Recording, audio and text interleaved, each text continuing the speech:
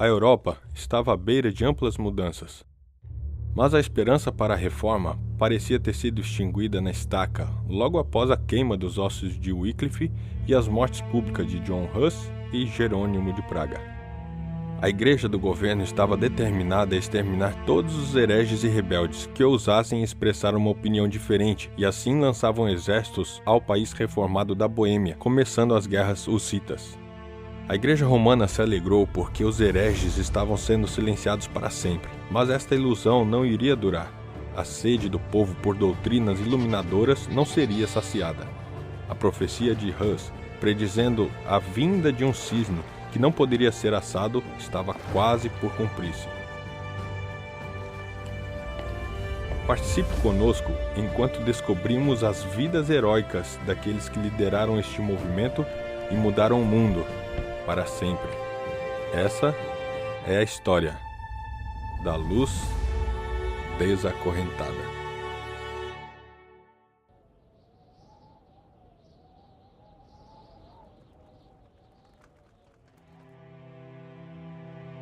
Em 10 de novembro de 1483, Martim Lutero nasceu aqui, em Eisleben, na Alemanha. Os pais de Lutero eram plebeus alemães que queriam uma vida melhor para seu filho, com muito sacrifício. Eles o enviaram à universidade para estudar direito. Lutero era um estudante por natureza e avançou em seus estudos. Ele teria passado por este arco para entrar na biblioteca da universidade. Um dia, enquanto Lutero estava examinando os livros, ele descobriu uma Bíblia completa em latim. Até agora, ele nem sabia que uma Bíblia completa existia. Ele só havia ouvido porções dos evangelhos recitados pelos padres. Ele estava admirado, segurando não apenas algumas páginas, mas a Bíblia completa. Seu ser estava comovido e ele pensou: "Oh, se Deus me desse um livro desses!" Isso possivelmente foi o começo de seu desejo de tornar a Bíblia disponível para o povo comum, na sua própria língua. Em 1505, Lutero estava voltando para Erfurt, onde ele estava estudando, quando uma tempestade fortíssima começou. Ele lutou para continuar, mas o medo lhe sobreveio quando ele se lembrou que um amigo havia sido morto com raio. Em terror ele clamou: "Salva-me, Santa Ana, e eu serei um monge!" A tempestade diminuiu, e Lutero sobreviveu. Ele cumpriu sua promessa, e para a grande tristeza de seu pai, ele deixou de estudar direito para ingressar-se no monastério. A vida de Lutero havia sido cheia de temor.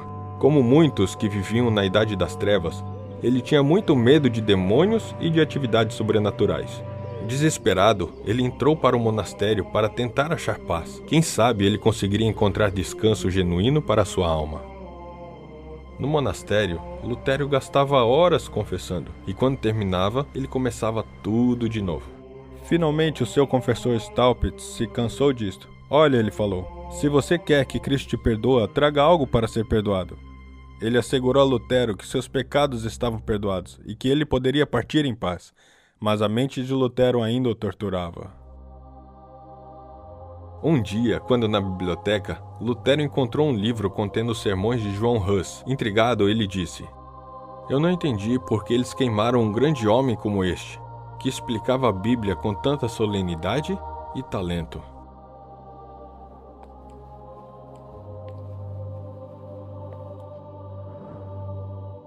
Alguns anos depois de ingressar no monastério, Lutero foi enviado a Roma a negócios oficiais. Ele e um outro monge fizeram esta jornada de 1.300 km a pé, alojando-se em monastérios pelo caminho. Roma foi um choque cultural.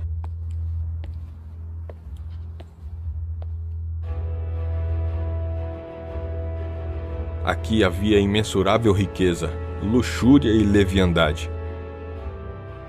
Em todo lugar ele encontrava profanidade no lugar da santidade. Enquanto em Roma, Lutero visitou muitos dos lugares santos, incluindo a escada de Pilatos. A igreja ensinava que todos que subissem estas escadas de joelhos receberiam uma indulgência completa por todos os pecados cometidos. Enquanto Lutero subia os degraus, na metade do caminho, veio vividamente em sua mente um verso de Romanos 1,17: "O justo viverá pela fé." Como um raio que ilumina a escuridão, Lutero entendeu pela primeira vez que não eram suas obras que o salvariam, mas Jesus Cristo somente. Ao redor dessa época, a Basílica de São Pedro estava sendo construída em Roma. O estilo de vida extravagante do Papa havia esvaziado a tesouraria e os líderes da igreja decidiram usar uma maneira criativa e efetiva para arrecadar fundos. Eles imprimiriam indulgências de papel para venda. Metade do pagamento iria para o bispo local da Alemanha e a outra metade a Roma. Para vender essas indulgências, a igreja enviaria emissários do Papa para encorajar as pessoas a comprar. Johann Tetzel foi enviado à Saxônia, na Alemanha, perto de Wittenberg. Johann Tetzel era um vendedor impressionante. Ele viajava por vários lugares da Alemanha, pregando sobre os horrores do purgatório e também a bondade da igreja em oferecer perdão e misericórdia por tão pouco dinheiro. Ora, dizia ele, quando a moeda no cofre cai, uma alma do purgatório de lá sai. Então ele perguntava, como alguém poderia ser tão egoísta que não aliviaria os parentes mortos do terrível sofrimento do purgatório? Os ignorantes supersticiosos, cheios de medo da morte e tormento, estavam prontos a aceitar esta oferta. Dinheiro entrou na tesouraria, enquanto as pessoas pagavam para que seus pecados fossem perdoados e os parentes libertados do purgatório. Para Lutero, isto era simplesmente manipulação religiosa. E aqui está um dos problemas com as indulgências. Isso não traria nenhuma mudança de coração, enquanto, em teoria, a pessoa deveria mostrar arrependimento. O sistema estava caminhando para a corrupção. Tetzel descobriu isto de primeira mão em Leipzig, Alemanha. Um homem perguntou se era possível comprar uma indulgência para um pecado futuro. Tetzel afirmou que seria perfeitamente possível com pagamento de bastante dinheiro. O homem pagou e saiu com a indulgência e o selo oficial do Papa. Quando Tetzel foi saindo da cidade, ele foi atacado e espancado, e o grande cofre de dinheiro foi roubado. Tetzel ficou furioso e demandou que o ladrão fosse levado à justiça.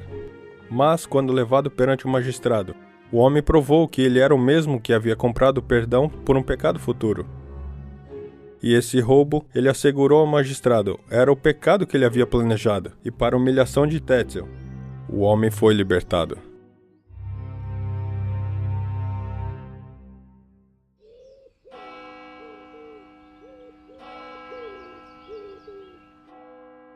A ideia de comprar perdão para pecados passados ou futuros era na mente de Lutero um abuso de origem pagã e que não era encontrado em nenhum lugar na Bíblia. Ele pregava para suas congregações com muita convicção que todas as crenças devem ser baseadas na Bíblia. Grandes multidões vinham para ouvir a sua pregação, mas pregar não era suficiente. O cristianismo e a igreja estavam a ponto de serem chacoalhados até seus alicerces.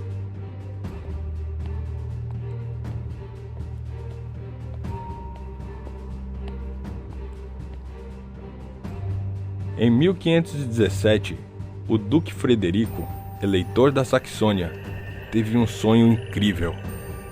Ele viu um monge pregando algo na porta de uma igreja com letras tão grandes que era possível ler de grande distância. O monge usou uma pena para escrever, e a pena tornou em uma viga que cresceu tanto que chegou a Roma, derrubando a coroa da cabeça do Papa. No sonho, homens tentaram quebrar a caneta, mas era igual ao ferro, que não conseguiram quebrá-la. Então, ele viu outras canetas escrevendo em volta. O Duque teve este sonho 3 vezes naquela noite e finalmente acordou. Manhã de 31 de outubro de 1517.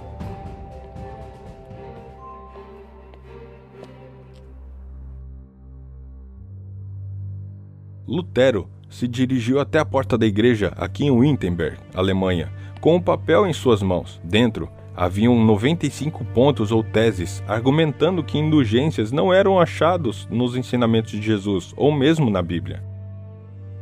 Sua intenção era começar a discussão em Wittenberg. Pouco sabia ele do impacto que esse papel faria, não só em Wittenberg, mas em todo o cristianismo. Em poucos dias, o papel havia sido espalhado por toda a Alemanha. Em algumas semanas, foi espalhado por toda a Europa. Uma máquina possibilitou tudo isso: a imprensa. Milhares de cópias foram rapidamente impressas e distribuídas ao povo. Por toda a Alemanha, as 95 teses eram o assunto de todos. O que era tão surpreendente sobre esse documento? Por que foi tão revolucionário? Nos últimos 1500 anos, a Igreja havia sido a última autoridade em religião e doutrina. Lutero estava batendo na fundação e estrutura da Igreja, do governo.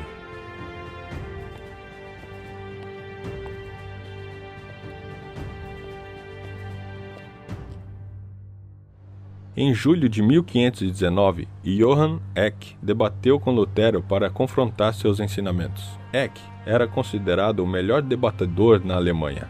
No debate, Lutero disse que somente a Bíblia era a base da crença cristã e ele condenou a venda de indulgências como uma maneira de diminuir o tempo no purgatório, porque não havia menção de um purgatório na Bíblia. Quando os teólogos viram que eles não conseguiriam fazer progresso com Lutero, o Papa enviou uma ordem, excomungando-o e mandando que seus panfletos e sermões fossem queimados. Recebendo o documento com as ordens do Papa, Lutero, juntamente com os outros professores e estudantes, vieram embaixo desta árvore e queimaram a carta de excomunhão do Papa. A batalha estava em andamento. O imperador, um devoto seguidor do Papa, chamou Lutero para vir perante sua corte em Worms, na Alemanha. Desde aquela época, o prédio foi destruído, mas este é o lugar em que Martinho Lutero esteve perante a corte. Em uma mesa à sua frente haviam todos os seus escritos.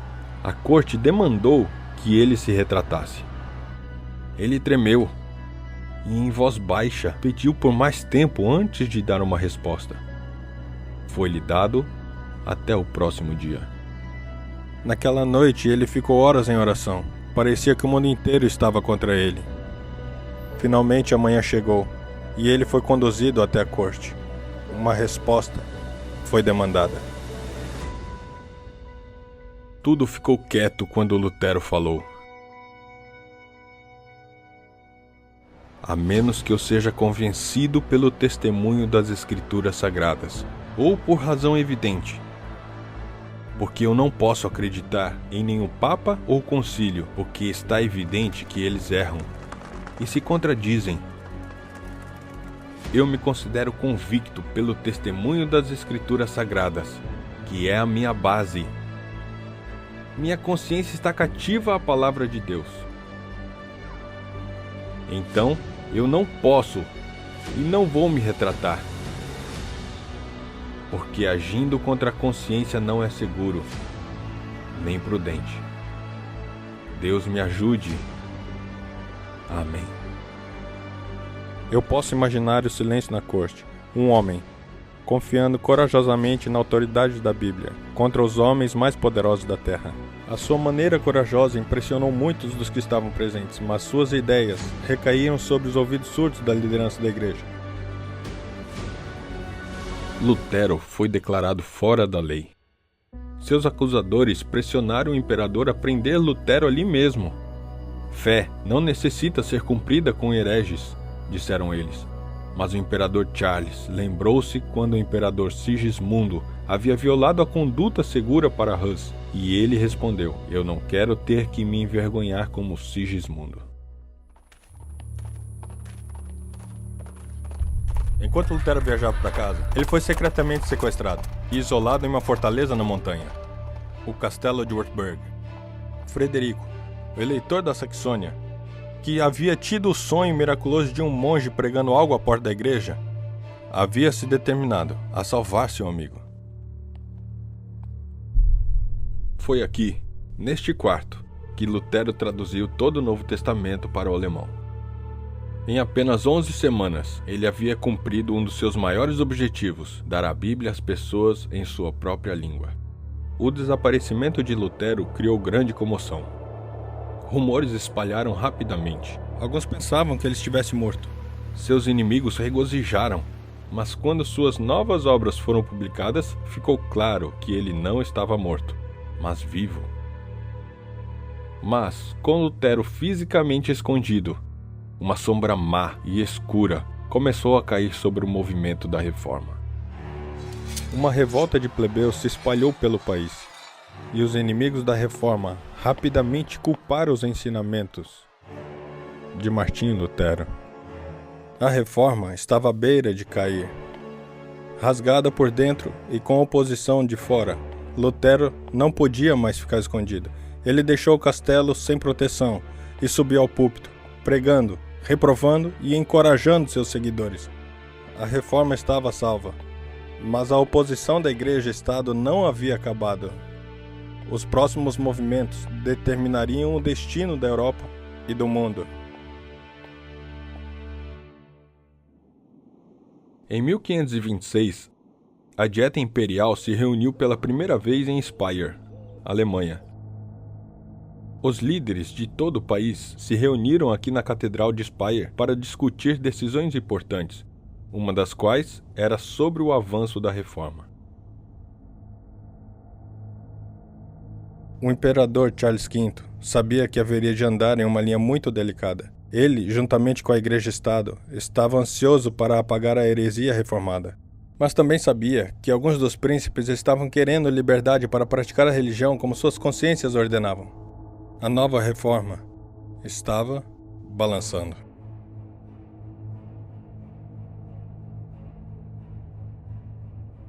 Para proteger a reforma, Deus levantou um improvável aliado do leste.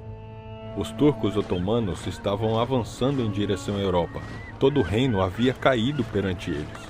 75 anos antes da Dieta Imperial, Constantinopla havia caído aos turcos. Isto era significante para a mente europeia porque Constantinopla era considerada a rainha das cidades por causa de suas poderosas fortificações. Por mais de 1000 anos, estas muralhas haviam permanecido inexpugnáveis. Uma corrente imensa era colocada num porto para prevenir qualquer navio de atacar pelo lado do mar. Não importava a maneira em que a cidade era alcançada, ela era considerada invencível, até os turcos otomanos a atacarem. Um dos canhões originais que foi usado para destruir Constantinopla ainda existe hoje, e eu viajei até o Fort Nelson, na Inglaterra, para vê-lo. Na Guerra dos Turcos contra Constantinopla, eles vieram com o maior canhão que já havia existido até aquela época, com 5 metros de comprimento. Este canhão podia lançar balas que pesavam até 300 quilos, a uma distância de 1,5 km. Quando eles se aproximaram, eu posso imaginar o terror que os habitantes devem ter sentido quando eles olharam por cima do muro e viram o exército imenso dos turcos em volta de sua cidade, com estes canhões imensos que começaram a chacoalhar e destruir sua muralha.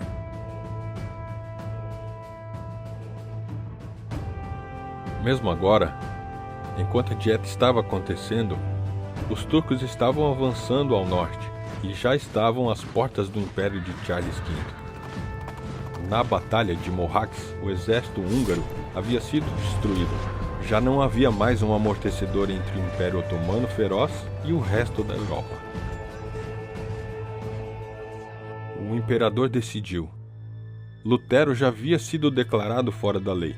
A reforma devia ser parada. Mas enquanto os turcos estavam avançando, Charles V precisava da cooperação e suporte militar dos príncipes protestantes.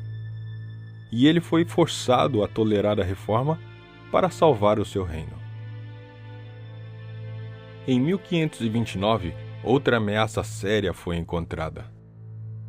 A Dieta reuniu-se novamente e uma lei foi proposta que permitiria às áreas reformadas a permanecerem reformadas, mas seria proibido o avanço de doutrinas bíblicas para outras áreas. Enquanto na superfície isso parecia uma autorização, os líderes da reforma reconheceram que se a verdade não pudesse ser espalhada, ela morreria. Muitos alemães, mesmo aqueles que estavam sob príncipes católicos, haviam aceitado a reforma. Se essas restrições fossem implementadas, a guerra civil estaria iminente. Os príncipes alemães reformados colocaram suas vidas e terras na linha, enquanto respeitosamente, mas forçosamente protestaram contra as novas leis. disseram eles. Vamos rejeitar esse decreto. Em questões de consciência, a maioria tem nenhum poder. As leis propostas faliram. Charles viu que seus planos haviam novamente fracassado. Ele precisava que estes príncipes e seus homens lutassem contra os turcos. O termo protestante foi criado em honra a estes príncipes que protestaram contra as leis injustas. Novamente, por uma fonte não esperada, a reforma foi protegida. Se os turcos muçulmanos não houvessem pressionado do Oriente, a reforma teria sido esmagada. Mesmo que o avanço dos turcos houvesse sido testado durante a invasão de Viena em 1529, a presença contínua deles distraía os exércitos, permitindo que a chama instável da reforma crescesse até se tornar um fogo estável. Na Inglaterra, outro gigante da fé estava levantando nos anos 1500. Este homem iria mudar a língua e a religião inglesa tão significativamente, mais do que provavelmente qualquer outro homem. Seu nome era William Tyndale. Em 1494, Tyndale nasceu aqui em Gloucestershire, na Inglaterra, em uma área dominada pela indústria de lã. Ele cresceu com fazendeiros e tecelões. Foi este começo humilde que preparou o alicerce para o seu sucesso no futuro. Ele estudou na Universidade de Oxford, onde obteve uma das melhores educações de seu tempo. Tyndale voltou para Gloucestershire e trabalhou como tutor para a família Walsh.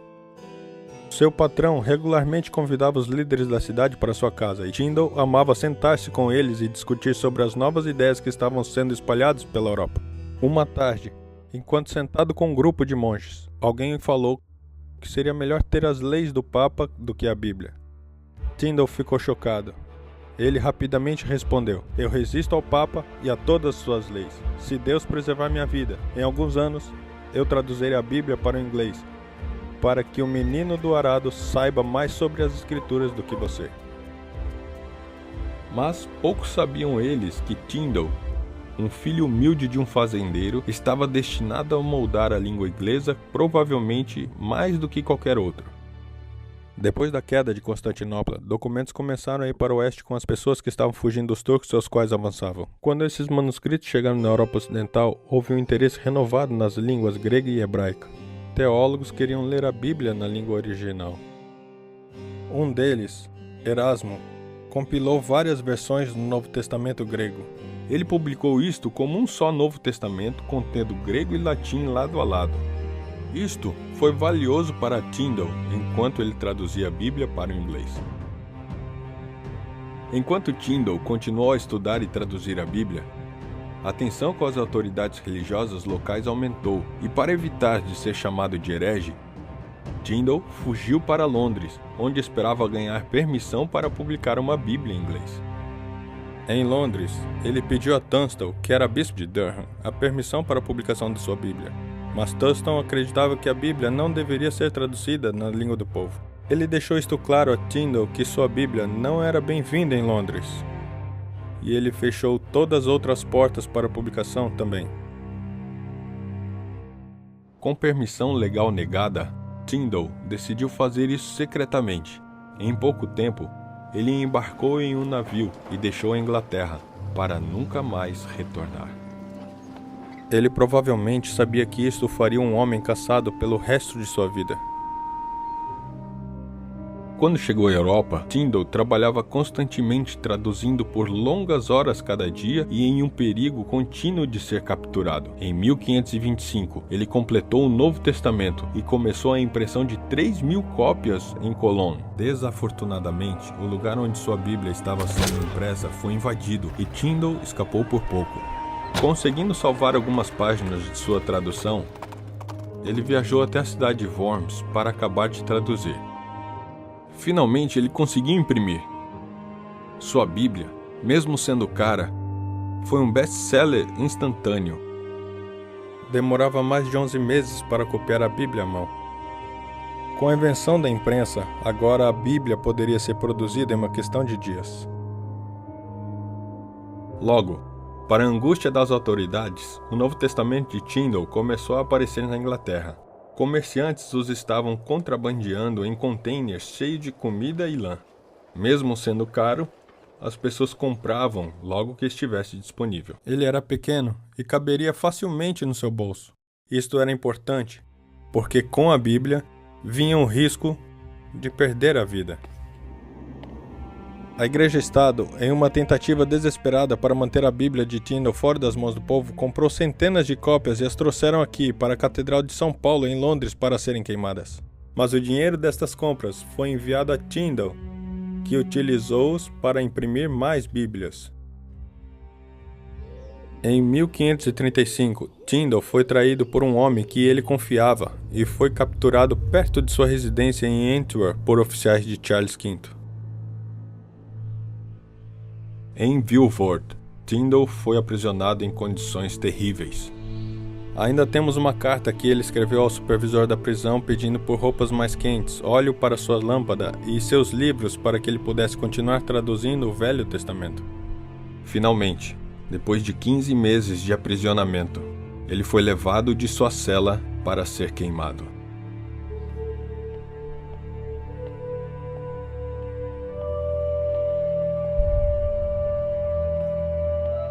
Ele foi levado até a estaca. A madeira foi empilhada em volta dele e o fogo foi aceso. As suas palavras finais foram: Senhor, abra os olhos do rei da Inglaterra. Quando seu corpo terminou de ser queimado, eles pegaram suas cinzas e jogaram no rio que está atrás de mim. E por que eles queimaram este homem? Por traduzir a Bíblia para o inglês. Depois de 4 anos, a oração que Tyndale havia feito quando estava morrendo foi respondida. Na Inglaterra, Miles Coverdale conseguiu imprimir a Bíblia Coverdale, baseada quase completamente na tradução de Tyndale. Em 1539, o rei Henrique VIII autorizou a publicação da Grande Bíblia, a primeira Bíblia autorizada na história inglesa. Em 1611, a versão King James, a Bíblia mais famosa de todos os tempos, foi publicada. Mais de 84% do Novo Testamento King James é o trabalho de Tyndale. 75% dos livros do Antigo Testamento que Tyndale conseguiu traduzir foram diretamente a versão King James. A vida estava nele, e a vida era a luz dos homens. A luz resplandece nas trevas, e as trevas não prevalecerão contra ele. Os reformadores como Martinho Lutero e William Tyndale possuíam um grande desejo: que a Bíblia estivesse disponível não apenas aos padres e monarcas, mas também ao menino comum do arado. As sombras da Idade das Trevas desapareciam, enquanto as pessoas liam a Bíblia por si mesmos.